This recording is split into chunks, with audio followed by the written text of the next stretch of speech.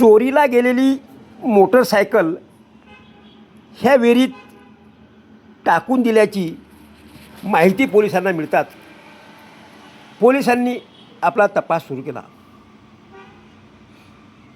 आसलगावातील जिल्हा परिषद शाळेच्या मागे उजाळ वस्तीत उजाळ माळरानावर असणारी ही विहीर आणि या विहिरीत मोटारसायकल पडली आहे आणि ती काढण्यासाठी म्हणून गावातील दशरथ श्रीनाथ या व्यक्तीला बोलवल्या गेलं आणि त्याला विहिरीत पाठवून त्याच्याकडून ती मोटरसायकल दोराला बांधून बाहेर काढण्याचा प्रयत्न केला.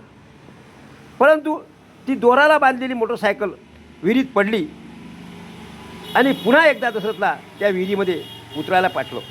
पण त्यानंतर त्या विहिरीतून मोटरसायकलऐवजी दशरथचा मृतदेहच बाहेर काढावा लागला.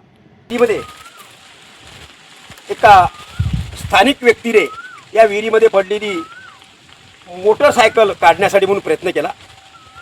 काही दिवसापूर्वी या गावातील कोणाची तरी मोटरसायकल चोरी गेल्याची घटना घडली आणि त्या अनुषंगानं पोलीस तपासामध्ये ती मोटरसायकल या विहिरीत टाकली असल्याचं समजल्याबरोबर पोलिसांनी त्या अनुषंगानं या ठिकाणी तपास सुरू केला. गावातील दशरथ नामक एका व्यक्तीला पोलिसांनी या ठिकाणी बोलावलं आणि त्याला या विहिरीमध्ये पाठवून त्याच्याकडून ती मोटरसायकल बाहेर काढण्याचा प्रयत्न त्यांनी केला.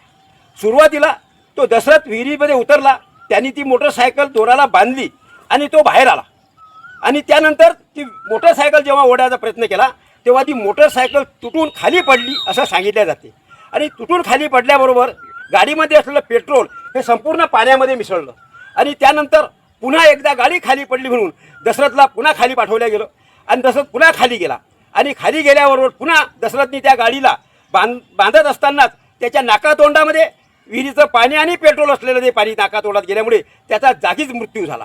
त्यामुळे बऱ्याच वेळ हा दशरथ बाहेर आला नाही आणि त्यामुळे काय घडलं म्हणून पोलिसांनी तपास केला असता जेव्हा दशरथला बाहेर काढलं गेलं तर तेव्हा दशरथचं मृत शरीरच बाहेर काढलं गेलं. एकंदरीत या प्रकरणामुळे काल आसलगाव आणि परिसरामध्ये प्रचंड खळबळ माजली होती.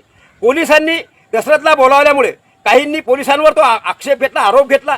त्या अनुषंगानं जळगाव पोलीस स्टेशनमध्ये गुन्हासुद्धा दाखल झाल्याची प्रक्रिया आमच्या माहितीप्रमाणे झालेली आहे. परंतु अजूनही या प्रकरणामध्ये आता अलीकडे दुसरंच काही क्लिष्ट निर्माण झाले असल्यामुळे या विहिरीमध्ये मृत्यू झालेला दशरथ हा विहिरीमध्येच पोलिसांनी बोलावल्यामुळे त्याचा मृत्यू झाला.